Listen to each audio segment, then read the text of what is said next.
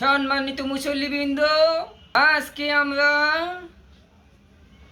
নারায়ণগঞ্জের hotel room হইতে বর্ণিত হাদিস 501-এর বর্ণনা শুনিব। জনাব মমিনুল হক সাহেব বলিয়াছিলেন, সগর্বে সজ্ঞানে সচিত্তে বর্ণনা করিয়াছিলেন, ইসলাম ধর্মে মূর্তি তৈয়ারি করা নাজায়েজ, হারাম।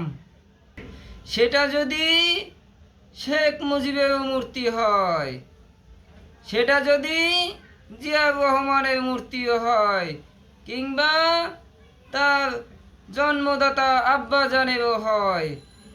কিন্তু আমরা পরিলক্ষিত করিয়াছি, গোটা জাতি পরিলক্ষিত করিয়াছে, জুলাই জাদুঘরে মূর্তি স্থাপন করা হইয়াছে, ভ্যান চালক রিক্সা চালকের মূর্তি স্থাপন করা হইয়াছে।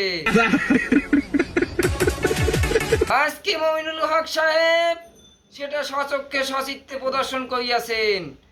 এখন আমার প্রশ্ন, গোটা জাতির প্রশ্ন, গোটা মুসলিম বিশ্বের প্রশ্ন, মামুনুল হক সাহেব আজকে কেন সেই মূর্তিগুলো ভাঙলো না? আজকে কি সেই মূর্তিগুলো, আজকে কি জুলাইয়ের মূর্তিগুলো জায়েজ হয়ে গেছে? কোন ফতোয়া বলে জায়েজ হয়েছে জানতে চাই। আজকে মামুনুল হক সাহেব নতুন বন্দোবস্তের ফতোয়া নিয়ে হাজির হয়েছে। কি সেই ফতোয়া? মূর্তি তৈরি করা যাবে, কিন্তু তার মুখমণ্ডল অবয়ব রাখা যাবে না। মমিনুল হক সাহেব, আপনি কেন এই কথা তখন বলেননি? মূর্তি তৈরি করতে পারো তোমরা, কিন্তু তার মুখমণ্ডল নয়। আপনারা কি ধর্মটাকে শুধু আপনাদের মন মতো ব্যবহার করেন, নাকি আপনাদের যতটুকু দরকার স্বার্থের খাতিরে ততটুকুই ব্যবহার করেন? মানুষের স্বার্থ মতো যেখানে যতটুকু দরকার, আপনার স্বার্থে যতটুকু দরকার ততটুকুই ব্যবহার করবেন। এটা ইসলাম নয়।